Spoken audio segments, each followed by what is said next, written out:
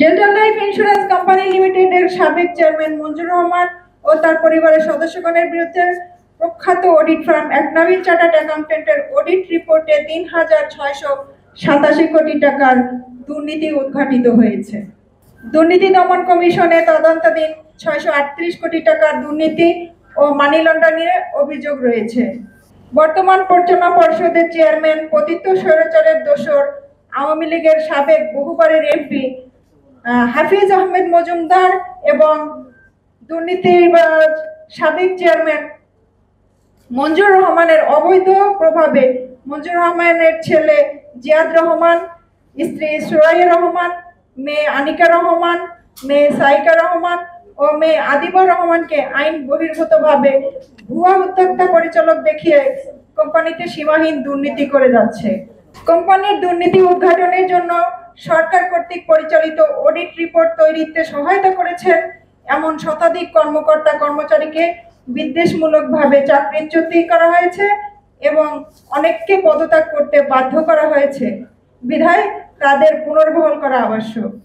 Delta life insurance company লিমিটেডের দুর্নীতিবাজ ও ভুয়া উদ্যোক্তা পরিচালকদের পরিচালনা পর্ষদ থেকে অপসারণ ও গ্রেপ্তার পূর্বক বিচারের সোপর্দ করা আবশ্যক।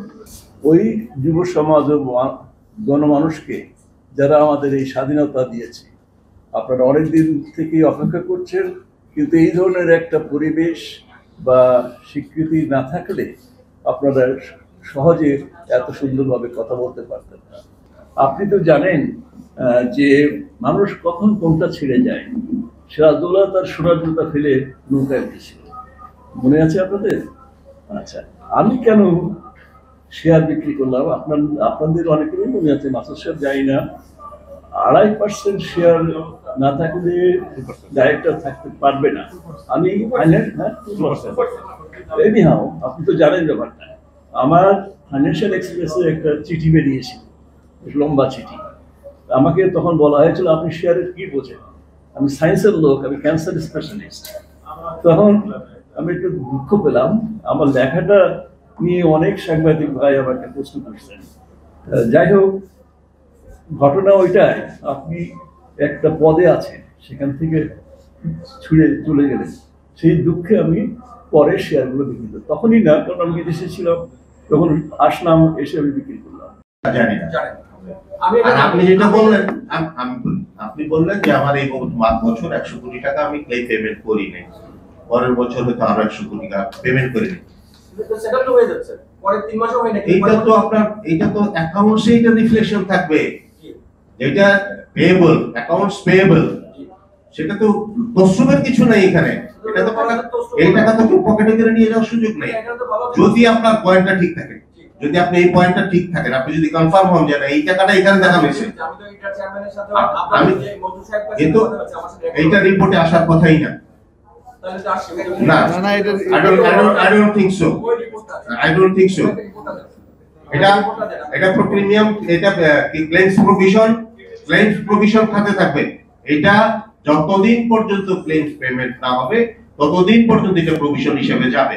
এবং কি হবে, 12 প্রভিশন ছিল 100 কোটি টাকা, 12-13তে এসে ওই 100 কোটি টাকার মধ্যে 30 কোটি টাকা আবার পেমেন্ট হয়েছে, নতুন আবার যোগ হবে এবং এটা অ্যাকাউন্টসে রিফ্লেকশন থাকবে।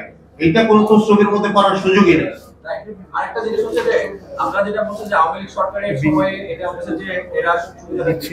আমি তো দেখছি যে আওয়ামী লীগ সরকারের সময় এটা যে কি ধরনের বিপদে পড়েছে, যে আপনি যেটা বললেন কি বলে সিফির ওয়াইদুল ইসলাম এসএস চেয়ারম্যান, উনি হচ্ছে যে রৌফ সাহেব সহ মিটিং করেছেন তার অফিসে বসে, যখন তিনি সচিব ছিলেন, যে গভর্নর, সাবেক গভর্নর যিনি সচিব ছিলেন, ওনারা সহ এসে যে কোম্পানিটাকে দখল করার জন্য হিরো এবং হচ্ছে যে আপনার যাবেন অভিমন্ত্রী, তাকে দিয়ে, মানে আবুল খায়ের হিরো হচ্ছে যে শেয়ার মার্কেটের কাসাজি যে চক্র, তিনি তার মাধ্যমে নিজের শেয়ার কিনেছেন।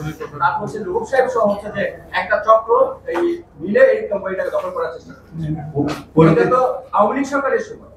আপনি আওয়ামী লীগ সরকারকে যারা এবং তাদেরকে ফাইট করে কোর্টের মাধ্যমে মামলা করে তাদেরকে আসতে হচ্ছে। এই বোর্ড গঠন হয়েছে কোর্টের সুপ্রিম কোর্টের আপিলের ডিভিশনের হচ্ছে অর্ডারে। আপনারা তাকে আমরা বলতেছি আপিলের ডিভিশনের অর্ডারে না, আপনার ব্যাখ্যাটা ভুল।